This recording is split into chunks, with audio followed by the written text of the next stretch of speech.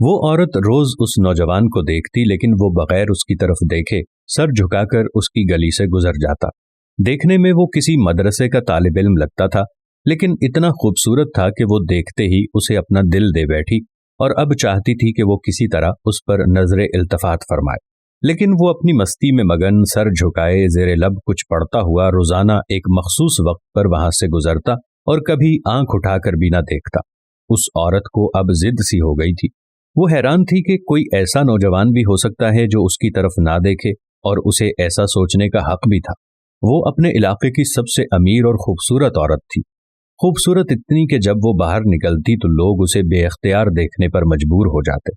اسے حیرت تھی کہ جس کی خوبصورتی کو دیکھنے کے لیے لوگ ترستے ہیں، وہ خود کسی کو پسند کرے اور وہ مائل نہ ہو، اس کی طرف دیکھنا گوارا نہ کرے۔ اپنی انا کی شکست اور خوبصورتی کی توہین پر وہ پاگل ہو گئی اور کوئی ایسا منصوبہ سوچنے لگی جس سے وہ اس نوجوان کو حاصل کر سکے اور اس کا غرور توڑ سکے۔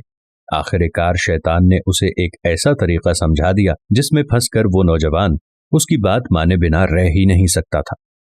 اگلے دن جب وہ نوجوان اس گلی سے گزر رہا تھا تو ایک عورت اس کے قریب آئی اور کہنے لگی، بیٹا میری مالکن تمہیں بلا رہی ہے۔ نوجوان نے کہا کہ اماں جی آپ کی مالکن کو مجھ سے کیا کام ہے؟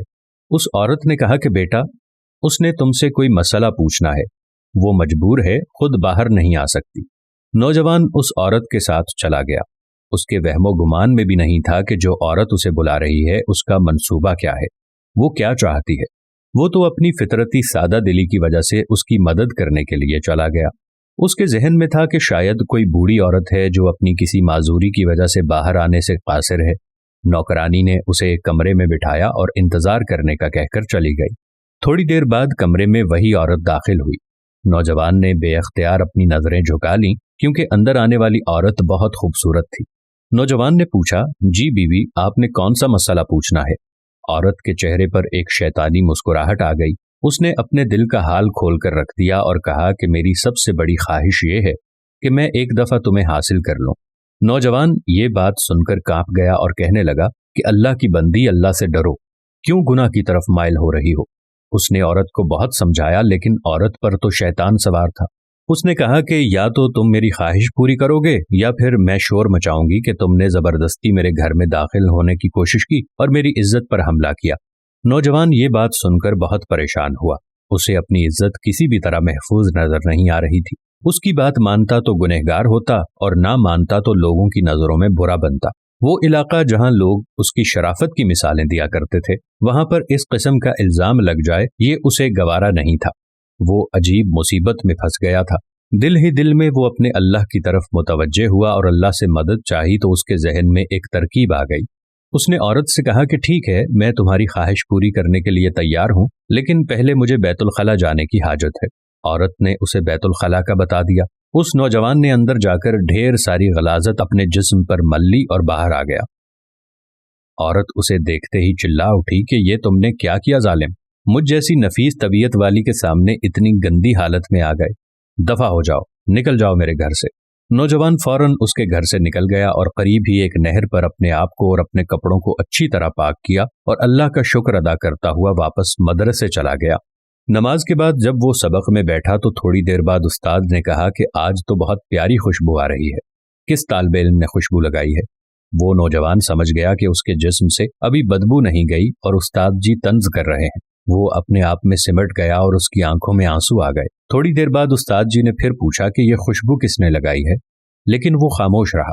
آخر استاد نے سب کو ایک ایک کر کے بلایا اور خوشبو سونگھنے لگا۔ اس نوجوان کی باری آئی تو وہ بھی سر جھکا کر استاد کے سامنے کھڑا ہو گیا۔ استاد نے اس کے کپڑوں کو سونگھا تو وہ خوشبو اس کے کپڑوں سے آ رہی تھی۔ استاد نے کہا کہ تم بتا کیوں نہیں رہے تھے کہ یہ خوشبو تم نے لگائی ہے؟ نوجوان رو پڑا اور کہنے لگا کہ استاد جی اب اور شرمندہ نہ کریں، مجھے پتا ہے میرے کپڑوں سے بدبو آ رہی ہے، لیکن میں مجبور تھا۔ اور اس نے سارا واقعہ استاد کو سنایا۔ استاد نے کہا کہ میں تمہارا مذاق نہیں اڑا رہا تھا، خدا کی قسم تمہارے کپڑوں سے واقعی ایسی خوشبو آ رہی ہے جو میں نے آج سے پہلے کبھی نہیں سونگھی، اور یقیناً یہ اللہ کی طرف سے ہے کہ تم نے اپنے آپ کو گناہ سے بچانے کے لیے اپنے آپ کو گندگی لگانا پسند کر لیا، لیکن اللہ نے اسی گندگی کو ایک ایسی خوشبو میں بدل دیا جو کہ اس دنیا کی نہیں لگتی۔ کہتے ہیں کہ اس نوجوان کے ان کپڑوں سے ہمیشہ ہی وہ خوشبو آتی رہی۔ सुबहान अल्लाह, माशा अल्लाह।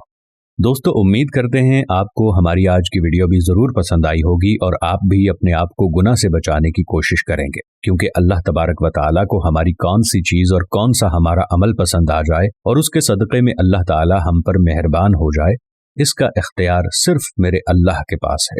उम्मीद करते हैं कि हमारी आज की वीडियो भी आपको ज़रूर पसंद आई होगी और सदक़े की नीयत से इस वीडियो को ज़्यादा से ज़्यादा शेयर करेंगे। प्यारा इस्लाम को लाइक करें और महफिल दुआ का हिस्सा बनने के लिए कमेंट्स में अपना नाम तहरीर करें।